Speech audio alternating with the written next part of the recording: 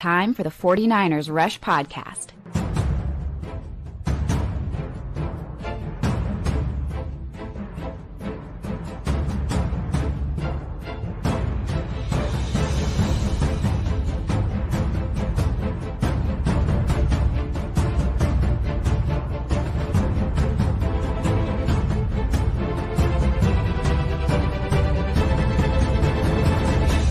And here's your host, John Chapman.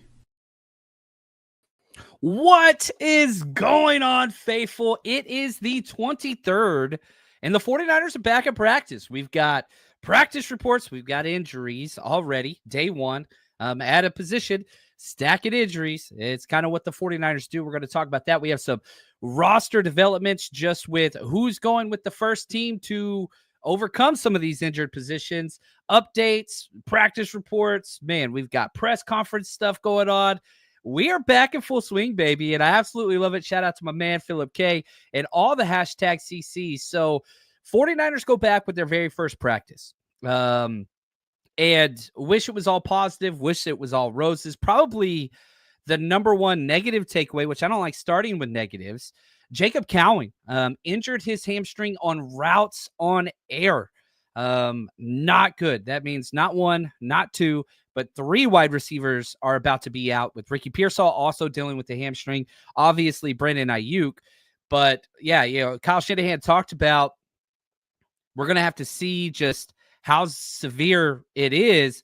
But Jacob Cowing is one of the guys that you were counting on being a starter. Especially early with Brandon Ayuk out and the possible Demarcus Robinson suspension happening early.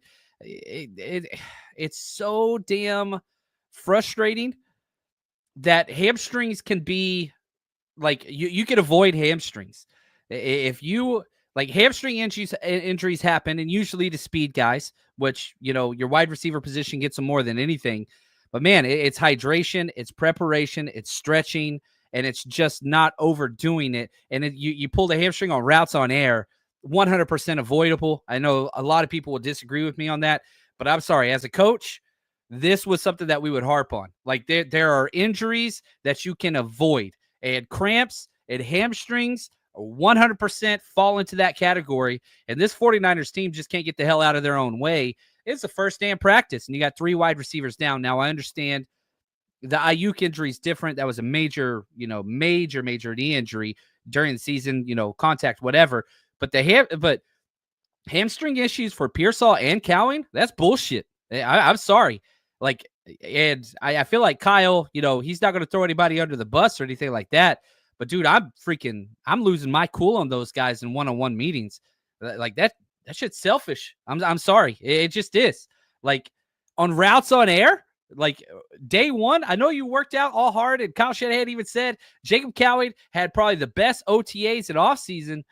That don't matter. Best ability, availability. And you can't make it through routes on air? Man, sorry. I'm a little upset about that. Because, this is a player that you're counting on to start. Week one, you have Seattle. On the road in Seattle, how many wide receivers are we even going to have available? Like, it's getting embarrassing. Injuries are one thing, and football is 100% injury sport because of the contact and all those things. These non-contact injuries, you're stacking them at the same damn position. Man.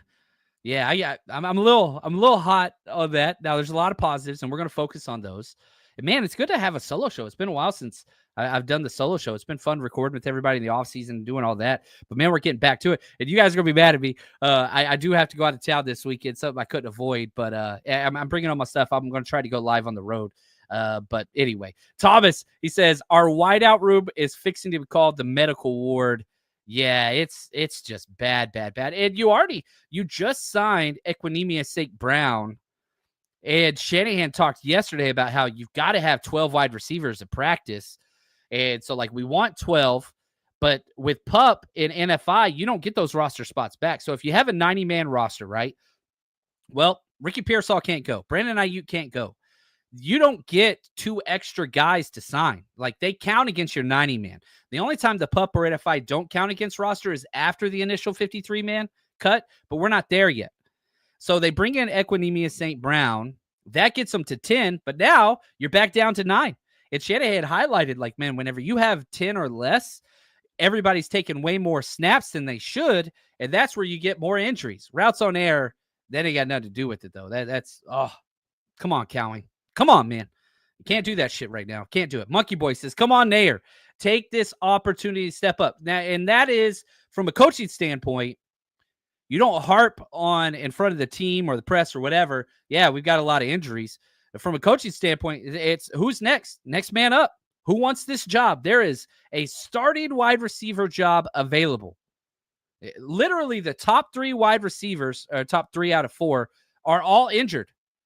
Juwan Jennings, he's out there, and he reported to camp. That's probably the number one positive. He's practicing. He's doing everything. Shout out to Juwan Jennings, stud, putting team first.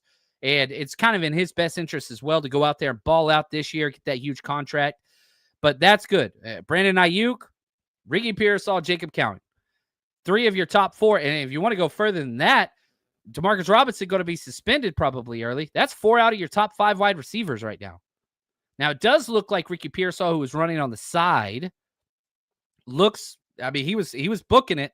So if the hamstring issue, like he had, so Shanahan had even said he's reached some top, miles per hour on the GPS tracker during his workouts. They think that he's ready, all those things. Look at Philip. He says, at this rate, we're going to bring back Dante Pettis, the kitty cat. I freaking love it, man. Oh, that is hilarious. Yeah, we don't want that. Thomas, change something. Pilates, yoga, something got to go. Yeah, you got to change something. What's up, David, man? Appreciate this. Look, we got Josh. David says, what happened? I'm off Twitter. I miss everything. So big news is Jacob Cowing tweaked his hamstring. Kyle said pulled. You're really hoping it's not a pull. It's a tweak. Something like that, but we'll have to see. If it's a pull, you're talking 2 to 3 months. If it's a tweak, that's a different thing. But you got to wait. You got to do the MRI. You got to do the muscle imagery. You got to figure all that stuff out. But yeah, if that's a pull, and he can't go on PUP either. So if you don't start practice on PUP, the very first training camp practice, which Jacob Cowing didn't, he made it about 5 minutes into practice. He can't go on PUP now. All he can do is go on IR. So, like, if you're going to keep Jacob Cowing for this year, he has to count against your 53. Or at least now you have 2 IR guys that you could designate before the 53, but that counts as one of your 8 coming off. Like, this is where you're getting a dangerous territory whenever it comes to roster numbers for the wide receiver position already. And again, the good news, Juwan Jennings is at practice, no hold in. He's out there doing his thing. And then on top of that, Ricky Pearsall looks like he's about to be back. And so, like, man, you've got to get those guys out there at practice. You've got to get those guys kind of going because you just don't have the reps. Brock needs to work on some of that stuff. And yeah, right here, they must really believe in their rookies to bring home a chip. Yeah, it's a lot, man. That's a big ask. And JM easily bottom 3 wide receiver room. Well, yeah, with 4 out of your top 5 out. Yeah, it's god awful. I would argue with everybody. If everybody was healthy, Ayuk, no Demarcus Robinson, suspension, Pearsall, I'd say you're probably like a 12 to 16 wide receiver room. Like you're not a top tier unit, even if Ayuk is healthy, in my opinion. I don't think you are. Now, if Ricky Pearsall takes a huge step up, if Juwan Jennings is playing at the capability that he was last year, maybe you're a fringe top 10 wide receiver group, but you have to understand the 49ers, what makes the 49ers special and the Shanahan scheme special isn't wide receiver play. It's tight end, running back, offensive line, quarterback, all those things. So the 49ers literally run the fewest wide receiver sets in the NFL. They didn't last year, but if you look at the entire Shanahan 9-year scheme, that is true. But yeah, it's not a strong wide receiver room, especially with the injuries. It's awful. I would say I'd say the 49ers with what they practice with today is a bottom 5 unit. Probably lower, probably bottom 3. And I know some people are going to hear that and be like, what? But yeah, like if you're starting, Juwan Jennings is your 1, which he should be a slot, but that's okay. Like he proved he could play up. Who's your number 2 guy? Demarcus Robinson, but he's going to be suspended. So like you have to understand, golly, man, Isaiah Hodgins, Jordan Watkins, like, that's not a good receiver core by any stretch. So can you patch that together to overcome the early and remember, week 1 at Seattle, division game, you ain't got time to get better. You got to hit the ground running. And the very first play of team, which I think will highlight this, you have to make up for that lack of wide receiver potential elsewhere. Well, first play of the team today, huge deep pass on the corner route to George Kittle for 30 plus yards. So George Kittle has to ascend and be one of those guys. Kyle Juszczyk has to become available in the pass game. Christian McCaffrey has to be out there, but Christian McCaffrey didn't take part in team drills. Neither did Trent Williams. So those are huge as well. So that kind of matters. That matters. What's up, RTP? Appreciate you guys. Glad everybody's here. This is what's up.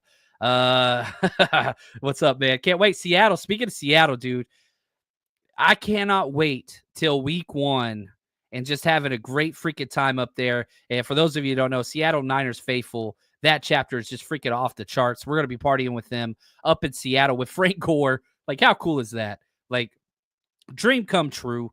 So yeah, if you want to come party with us and Frank Gore up in Seattle in enemy territory and the Seattle Niners faithful chapter, man, come on, say what's up. We're going to be out there. We'll run the ad later, but I see Alex in the chat and I just get very, very happy. Appreciate you, man.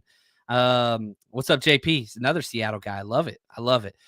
Chris, I hate the idea of paying money for another wide receiver, but at what point do we bite the bullet and bring in a veteran off the street? You got $40 million cap space.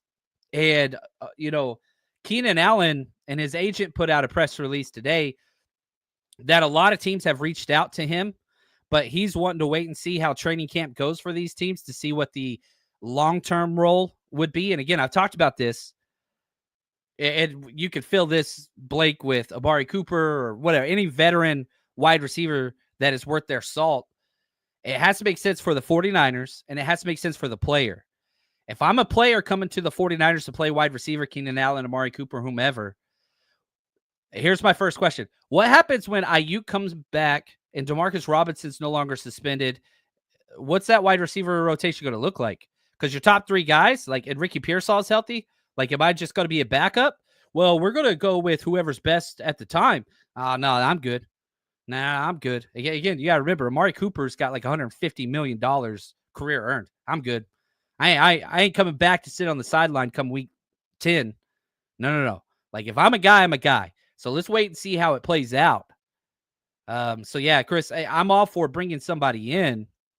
But man, yeah, Josh says Russell Gage is the guy. I like Isaiah Hodgins a little bit more. But yeah, I do like the 2 veteran wide receivers you have, but none of that strikes fear. That's like a Chris Conley, going to get the job done, can run the routes, will be where you want him to be, but there is just no extra sauce. There's no flavor. There's no pizzazz. There's no anything with those guys. It's no fault of their own. It's just, man, yeah. Russell Gage, sneaky guy to make the roster. And even if those 2 veterans don't make the roster, that Shanahan gentleman's agreement where, hey, we're going to cut you, but we're going to bring you back on the practice squad and promise to elevate you week 1, right? Willie Snead, you did it. Chris Conley, you did it. Yeah, you did it with Trent Taylor. Like, this has been a staple. Hey, we're going to cut you, but we're going to bring you back and we promise to elevate you week 1, right? That's the idea. The 49ers says Nair should be in the rotation. He's in the rotation, but man, Shanahan trusting a rookie week 1, an undrafted free agent rookie week 1 at wide receiver against Seattle. It's just like, man, we're stacking the degrees of difficulty. It'd be different if you're playing the Patriots. Not that the Patriots are bad, but that's a, cross-conference game, non-division, non-conference. Like, that's different than at Seattle, right? Remember, you went 1-5 in the division. You want to buck last year's 2024 performance. You need consistency out there. And Shanahan just does not trust rookie wide receivers. He doesn't do it. So you're going to do it with not only an undrafted free agent, Nair, but a guy that couldn't even start college at Texas, at Nebraska most of his career. Like, I like Nair, but I think he's a long-term development play. Yeah, Keenan Allen's still available. Yeah, Jacob Cowan got hurt during routes on air. Like, oh, I'm losing my mind in that locker room. I am losing my mind on that locker room. Routes on air? It's like that Jim Carrey Dumb and Dumber moment. We got no jobs. We got no food. Our pets' heads are falling off. Like it's that level anger. Like, did you not see how short we are at wide receiver? We're signing Aquinas St Brown. We just signed him. We were short with him. Now we're, oh my gosh. If Jacob, I am proud. I'm kind of proud of Shanahan because he paid compliments to Jacob Cowing first before he brought up the injury. Nobody knew about the injury. I wish somebody would have saw that at camp practice, but like nobody knew about it until Shanahan told them post practice. And they're like, yeah, Jacob Cowing had the best, OTAs, minicamp, off season, but he pulled his hamstring on routes on air. Like, I was kind of proud of Shanahan for not just being like, because he has not held back his criticism of Jacob Cowing for the past year since he drafted him. There's going to be more injuries. And shoot, you look at the Miami Dolphins, one of their starting corners tore their ACL day one. Like, this is the NFL. It just, I hate it. I hate it. I hate it. But this is going to be kind of the way things go. The hope is injuries there's more injuries coming, ladies and gentlemen. Like, make no mistake, you're going to have probably 4 to 5 more injuries in training camp before you get to the week 1 preseason game, maybe more. The hope is you don't stack injuries at the same positions, right? You remember that one year where we lost 4 running backs before we even got to our first preseason game? Like, that was catastrophic. Well, how many wide receivers are we down? And plus, we're signing suspended free agent wide receivers. So that's the problem, is whenever you stack these, that's where it hurts. And so that is the major problem. It's not like the 49ers are a major injury-riddled team currently, but when you got 4 wide receivers down already on the first day of practice, yikes. You know what I mean? Like, yeah, right here. Run heavy play action weeks 1 through 4. 1,000%. 1,000%. Yeah, I do like that. Thomas, I wonder if Shanahan is going to have CMC Gindo motion out of the backfield till the fellas are all ready. I hope so. I really do. And I've been, I want Gindo to be the running back and use CMC in that slot, Debo role, whatever. But if you look at today, Christian McCaffrey and Trent Williams were out there at practice. They didn't do team drills. They did not do team drills. So Isaac Gindo took starting team reps with the ones. That's huge. Girindo's somebody that missed all of training camp last year. Like, I was going back through my notes, counting how many practices Ricky Pearsall made through last year training camp. 4 was the answer. He made through 4 practices out of like 23 or 4. Like, dude made none. Isaac Gindo made less than that. So the fact that Gindo is healthy now, he's never made it through the past, I think, 7 seasons without an injury and missing games and whatever else. Mostly hamstring, lower body stuff, and he got hurt week 17. Like, he just always hurt. But the fact that he is healthy now and getting first-team reps is gigantic for Isaac Gindo, because that dude needs reps. He's got to get those reps. And he's getting them with the ones. So, man, stay healthy, Isaac. We need you this year. And yeah, you're hoping Christian McCaffrey is back to 2023, Christian McCaffrey. But if not, Isaac Girindo's getting playing time, period. 7 out of 8 years since Shanahan's been here so far, the number 3 running back has gotten substantial playing time starts. So the number 2 every single year. And I know Shanahan just wants to pound CMC and get him all those reps and pass games and, 30-plus touches a game. But come on, let's be honest with this point at CMC where he's at.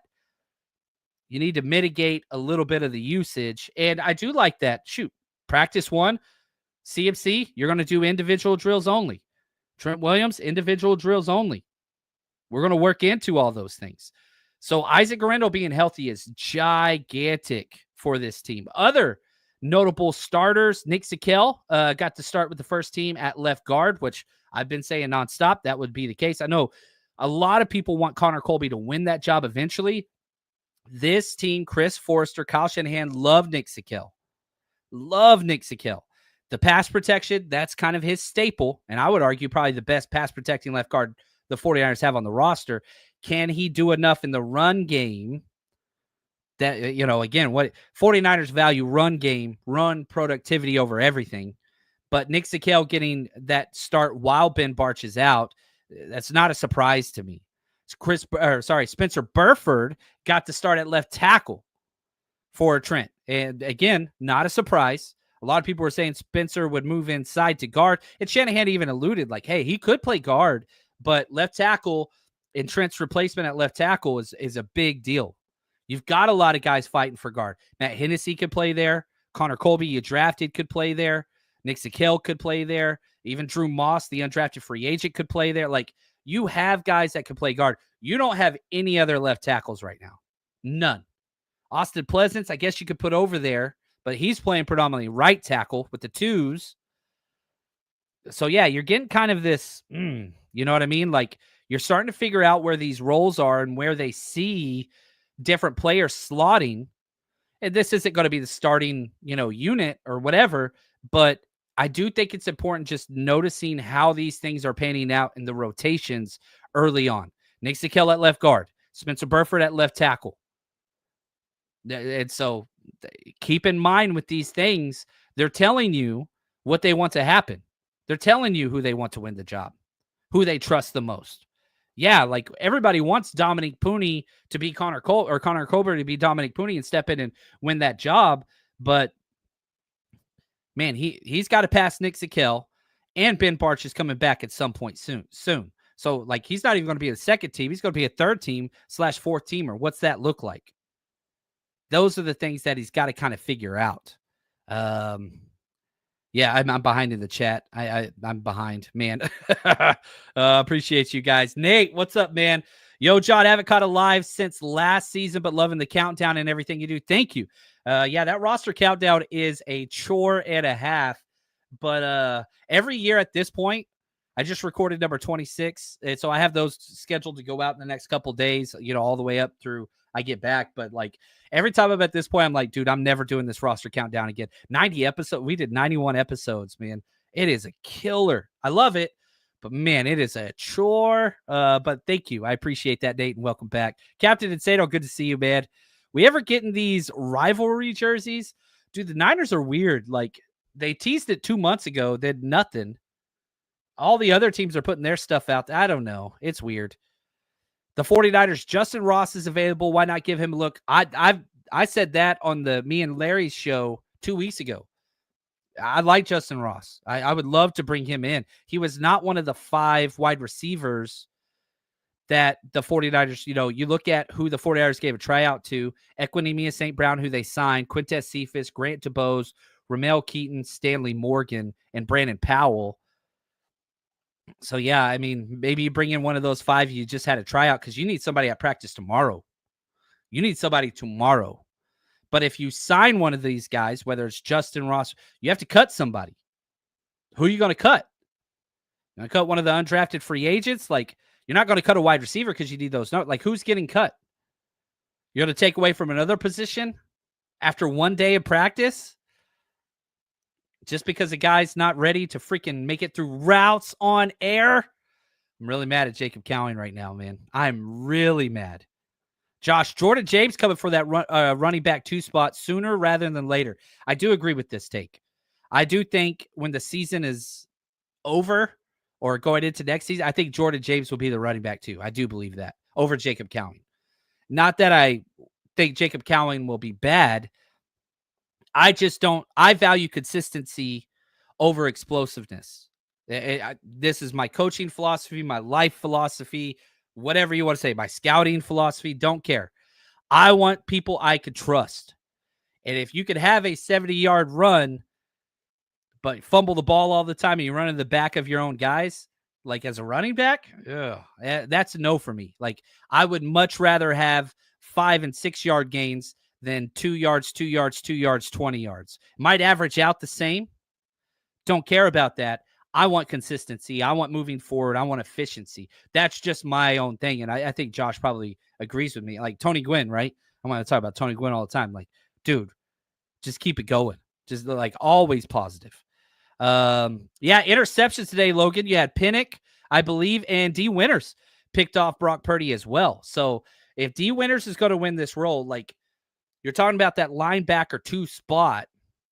D. Winters is his ace card is pass coverage.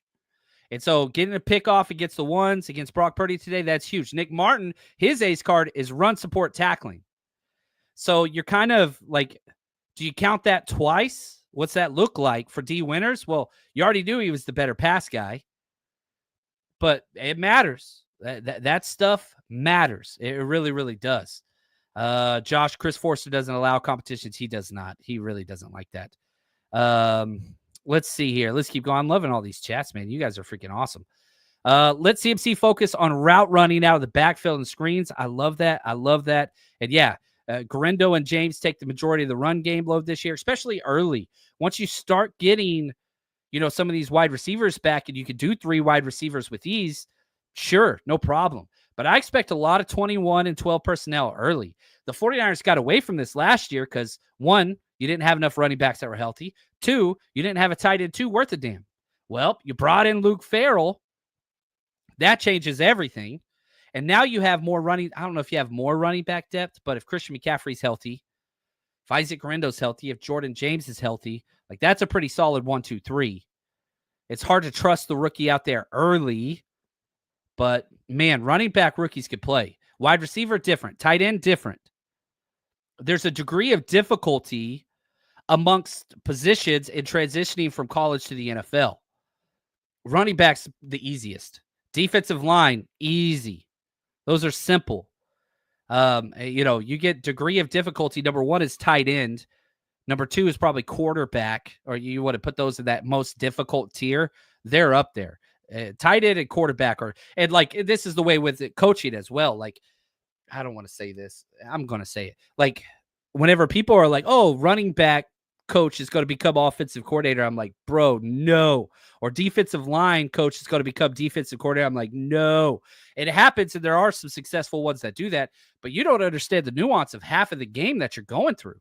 If you're a D-line coach, you don't know crap about coverages and, you don't deal with that stuff. You're running back coach, you focus on one guy. One guy. Now, the quarterback is focused on one guy as well, but you've got to know everything. And that's why, I would always talk to coaches and stuff. Like, dude, if you want to be a play caller one day, you cannot be just a wide receiver coach or just a running back coach. Now, an O-line coach could be an OC. A tight end coach could be an OC. A quarterback's coach could be an OC. But if you're just wide receiver or running back, no. Now, if you're a linebacker, corner, safety coach, then you could be a DC because you're in the run fit scheme. You're in all that stuff. Corner's a little bit more difficult, but safety's for sure. Like, there's a degree of difficulty for these 22 positions. Running back rookies could play. Defensive line rookies could play. That is a simple adjustment. That's not calculus. That's simple arithmetic. Be strong, show up, beat the guy in front of you, stay in your gap. Like, come on, man. You ain't got to be a rocket scientist to do that stuff. And, you got to love the videos of Alfred, Collins and Michael Williams out there. Like, you just see the aesthetics of way they look amongst other NFL players. And you're just like, damn, that's a big old boy. That is a big monster man. Alfred Collins is just, that dude is terrifying just to look at. And he's standing next to Nick Bosa and, all these other defensive linemen that have played in the NFL for a long time. But it's just like, whew, that is huge. So I want to talk more about the D-line right after this. 49ers Rush Road Trip is going into its 6th year with over 40 events at road games. If you are traveling to see the 49ers play this year, you got to come party with us. And on top of that, we give games, trivia, giveaways. We've partnered with TickPick this year. All you have to do is search 49ers Rush on any of the TickPick sites, apps, you name it. And on top of all of that, best dressed giveaways, autographed jerseys. Kids are always included, and get in for free with a ticketed adult. And a lot of times for select cities, we will have 49ers legends come out, and you get to meet and greet them and get an autograph. Navarro Bowman, Frank Gore, Patrick Willis, Fred Warner are all players that we have worked with in the past. And trust me, if you want to build the 49ers community, you're traveling by yourself, we got you covered. 49ersrushroadtrip.com.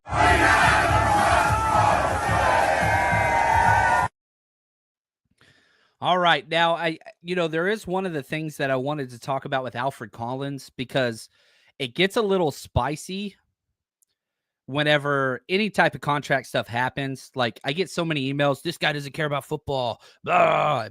Fans get mad. You take it personal, and that's not a negative.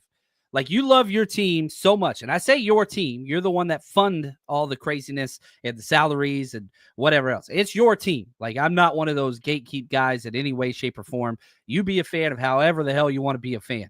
Like, whatever. This is your damn team. And I love it that people care that much. When anger enters into the equation, it's because there's passion behind it. Now, a lot of times that's misplaced.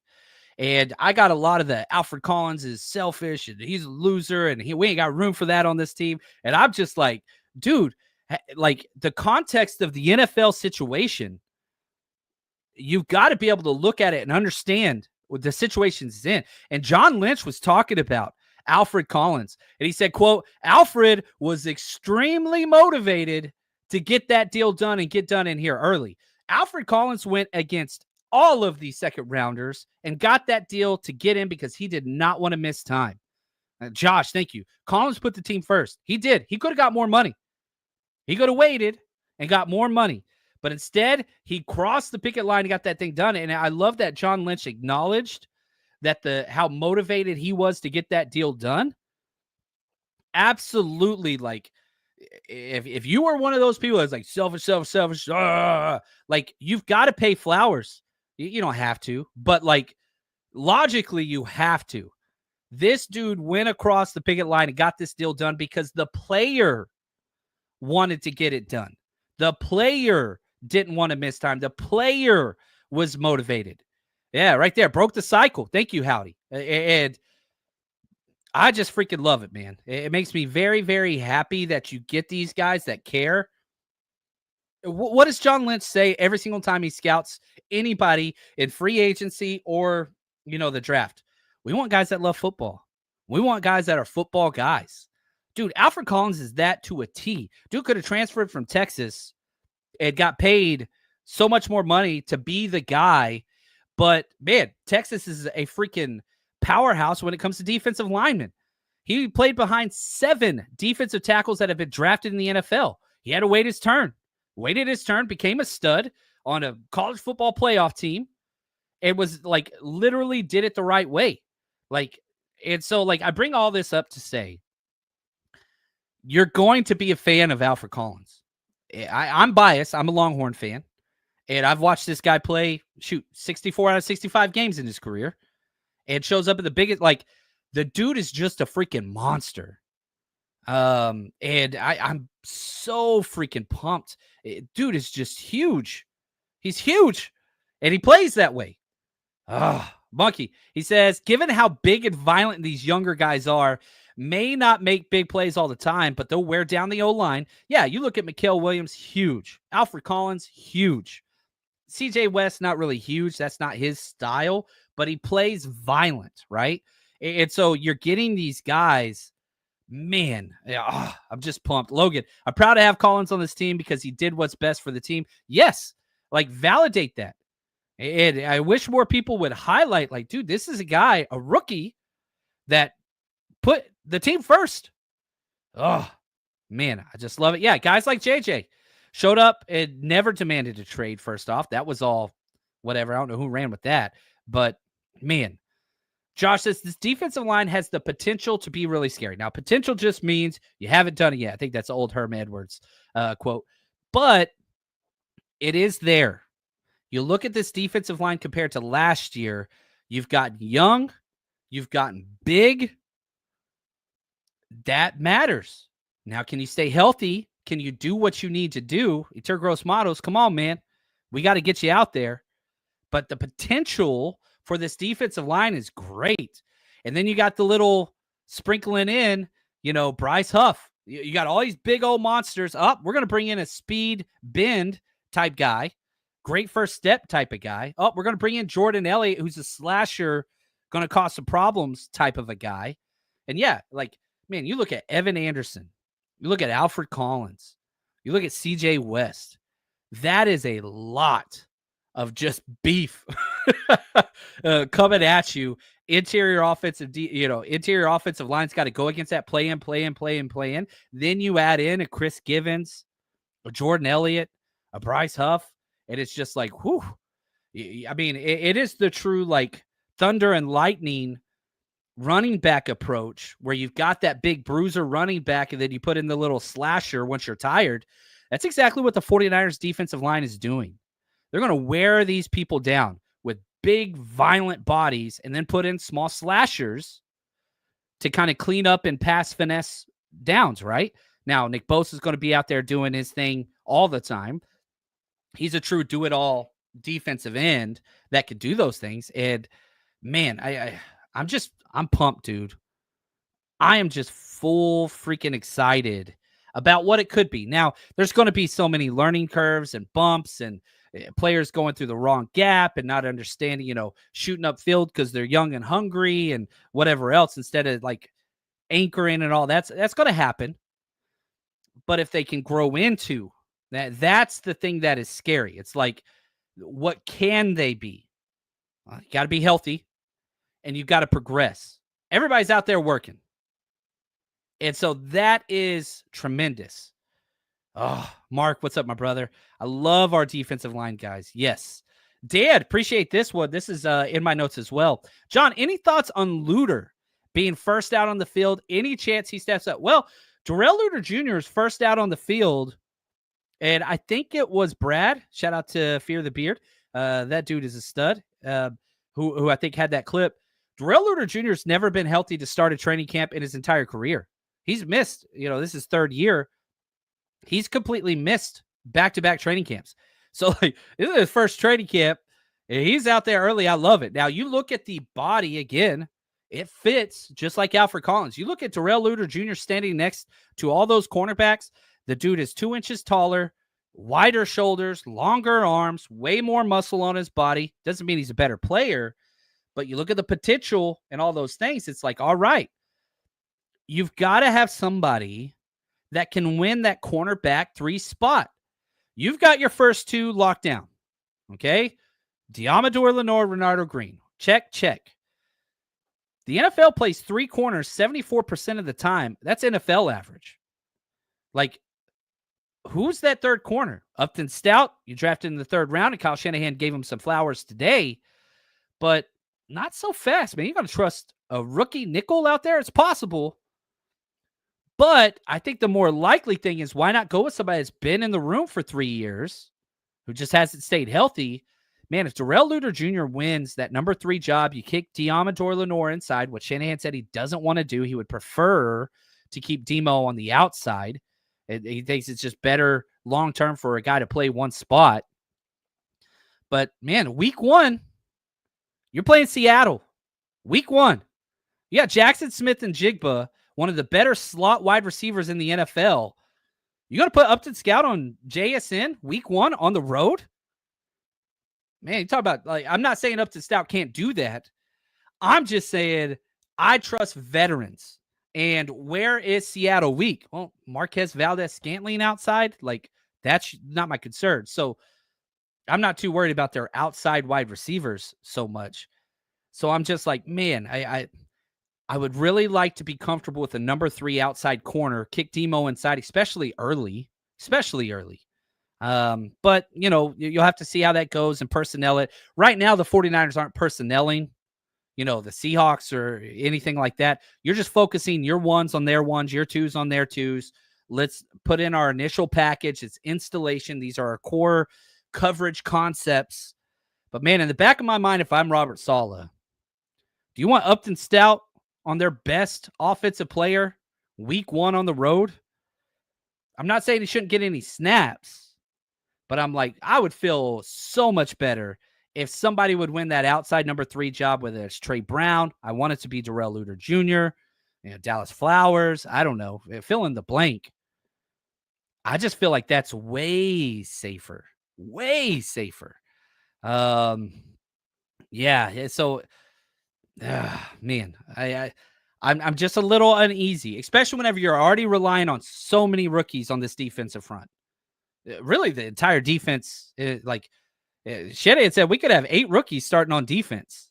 Like that's a little much, but you could have a lot of young guys. I think he said 8 young players. I think he was counting freshmen and sophomore type players, or rookie and sophomore type players. But like you could have a very young defense, very young. We'll have to kind of see how that kind of goes out. Yeah, that's huge. A couple questions. 49ers. Trent's 37 years old. Trent isn't playing a full season. Who's the backup? Spencer Burford. Now, Andre Dillard, who's supposed to come off the PUP soon, is also played left tackle a lot in his career, former first-round pick. Not great in the run game, but very good at not very good, but pass protection specialist. The athleticism, that's what he brings. Austin Pleasance as well. Yeah, so those are your 4 to 5 tackles. That, Pleasance is a monster, but they're keeping him on the right tackle. The 49ers don't do swing tackles. I really wish that they would. They have not done swing tackle. Like, you can go back to, I think it was Jalen Moore, when you had both your tackles get injured and they put somebody in at right tackle. They're like, well, Jalen Moore's been practicing on the right side. They're like, no, actually, he's just practiced on the left this whole season. Like, the 49ers don't use swing tackles. I don't know why, but they do not. They have a backup left tackle and a backup right tackle. And then in case of emergency, they'll throw somebody in there, but they don't do swing tackles. I wish they did. It's smarter to do so. But, it's different. What's up, Applesauce? Man, it's great to see you. Glad to say, seeing a lot of old names back. And for the crazies that were with us the whole offseason, I love you guys. Appreciate y'all. But to the old ones, I don't care how you got here or how long you got here. You're here. I appreciate you. What's up, David Wallner, my old teacher buddy, Cowboys friend? Appreciate you, man. If I was the Cowboys right now, I definitely don't talk. Will the 49ers be better than the Cowboys? The fact that we beat them the last 4 times we played them, which I've been at every single one of those, by the way, David. I think the Cowboys have a much more difficult division. I wish we played each other. I wish we played the Cowboys every year. That NFC East, man, I think that's a tough call. NFC West is not good. It's not good, which is sad whenever the 49ers went 1-5 in a not good division last year. That stuff better change. And yeah, the 49ers got an easy schedule this year. The easiest in the NFL. But it's still one team versus one team. You can talk about easiest schedule. You still got to deliver. Remember, this is a 49ers team that lost twice to the Cardinals. The Cardinals not a good team. I think they've drafted well, and I think they're poised to step up. But it's not like the 49ers were out there beating easy teams last year. You have to improve. You got to get better. And whether you're a Cowboys fan or a Cardinals fan, God forbid, I've never really met one, or a 49ers fan, you go to any games, oh, come on, you know where you got to get your tickets. Hey, Niner faithful, if you're looking for tickets to see the 49ers play this season, TickPick is the destination for the best deals you'll find on tickets with absolutely no hidden fees. TickPick guarantees the best price on tickets to every NFL game and beyond. Download the TickPick app and use code NINERS, NINERS, at checkout to save $10 on your first order. Again, that's code NINERS. Get your tickets ready today to cheer on the team with the rest of the 49ers Rush community. And all of our events for the 49ers Rush road trip are sold exclusively on the TickPick app or tickpick.com. Just search 49ers Rush. You know, talking injuries, the Arizona Cardinals, their first round pick, just talking Cardinals, Walter Nolan, who was a 49ers fan. I know Larry Krueger. I know Wayne Breezy. I know so many people. He just hurt his calf, and he's going to be out. He's going to miss a lot of time. Miss some time is the quote per Jonathan Gannon. But, like, this is what happens. That first week of training camp, you get a lot of these. And, man, calves and hamstrings are avoidable. They're avoidable. I'm sorry. That's just my own personal belief. More injuries are going to happen to the 49ers, but I'm telling you, if it's a freaking calf or if it's a hamstring, a lot of that's on the player. A lot of that's on the player. Yeah, so Walter Nolan, huge. He's out as well. That hurts. Now, a couple other things that, I wanted to kind of talk about with Aquinas St Brown. I've been working on his pronunciation. Equanimous. There we go. I've got it written out on here. Aquinas St Brown, the new 49ers wide receiver. They don't have anybody like him, really. 6'5", 214. He's a former 6th-round pick all the way back in 2018 to the Packers. I remember that year. They drafted 3 wide receivers. Anyway, it was a weird year. The Packers, one of those teams that does best player available, and it always shoots them in the foot, but whatever. 28 career starts, 68 games played, so he's a vet. Obviously, the brother of Amon-Ra St. Brown. 63 career receptions, 928 yards, 2 touchdowns, 11 rush attempts as well. He can do like a lot of little, he's a tall, him and Isaiah Nayer are going to look a lot alike. I think Nayer's probably a better athlete, but you do have a new wide receiver that is a vet. I do like that. And so I know a lot of people are like, oh, go get some rookies. No, we don't need more rookies. We need people that have played the position and know what to do at an NFL camp, can step in and hit the ground running. Sorry, I misspoke there. What's up, man? Ghost, first time catching you live in a while. Appreciate you, man. Glad you're here. Fans not aware that Kittle has been known to miss games. He will miss games, but now you have much more depth. The signing of Luke Farrell was priority 1 in free agency. The 49ers basically skipped free agency, let all your guys go. You brought in a couple backups, but the one area that they did address, Luke Farrell, they paid this dude big time. And so you do have a quality number 2. What is the quote? I don't want to miss this. I was going through quotes. Yeah, Chris Forster on Luke Farrell. Quote, I love him. He's one of the best run blocking tight ends I've seen in a long time, end quote. So now nobody is a George Kittle. He's the best tight end in the NFL, and I would argue the second best all-around tight end in the history of the NFL. That's just my own whatever take. I'd go Gronk 1, and I'd go Kittle 2. Yeah, if you miss Kittle, your team's going to hurt. He's an all-pro. He's going to be a Hall of Famer. However, missing Kittle this year will hurt less than it did last year. Still going to hurt, but you're hoping that Kittle can stay healthy long enough for these wide receivers to figure out and to get back healthy. That would kind of offset that. Now, people want to always talk about, George Kittle getting hurt and missing games, which he does. And so, like, you look at his career, last year he missed 2 games. 2023, he missed 1 game. Missed 2 games in 2022. So he's missed 5 games in 3 seasons. You want to go back a year before that, he missed 3 games. Like, it's not like this dude's missed a lot of games. Yeah, he had that 1 injured season in 2020 where he played 8 games, but 15 games his rookie year, 16 games sophomore year, 14 games. Like, this is the NFL, and the dude plays the most violent way possible all the time, which is what makes him special. You don't want him to change that. But you do have a little bit more depth at the tight end spot. I really, really wish that they would go get Noah Fant, who Seattle released. That would be a priority to me. Now, you got to wait for him to clear so that you can bring him in under a different contract and all that stuff and waivers, which would be on Tuesday the following week, I believe. I'm not sure when he got cut, but like, I would be bringing him in, and I would release one of our tight ends personally. But Niners don't seem to do that. They like what they have. Mark, we need a kicking competition update. Nobody missed a kick today. And Brant Boyer does it a little bit different than horrible Snyder, where Snyder would let one kicker kick and then give the other guy a day off that switch. He had them exchanging reps today. Nobody missed one. So, yeah, the kicking update, we'll see Greg Joseph versus Jake Moody, and we all want Greg Joseph to win. It don't matter. It's not a true competition, sadly, I don't think. The backup tight end is not a question mark at all. The backup tight end is Luke Farrell. That's now the tight end 3 is a question mark. Chipto says Nolan equals Kinlaw. I don't want to go that far. And remember, Kinlaw, I think he's getting like what, $17 million a year right now.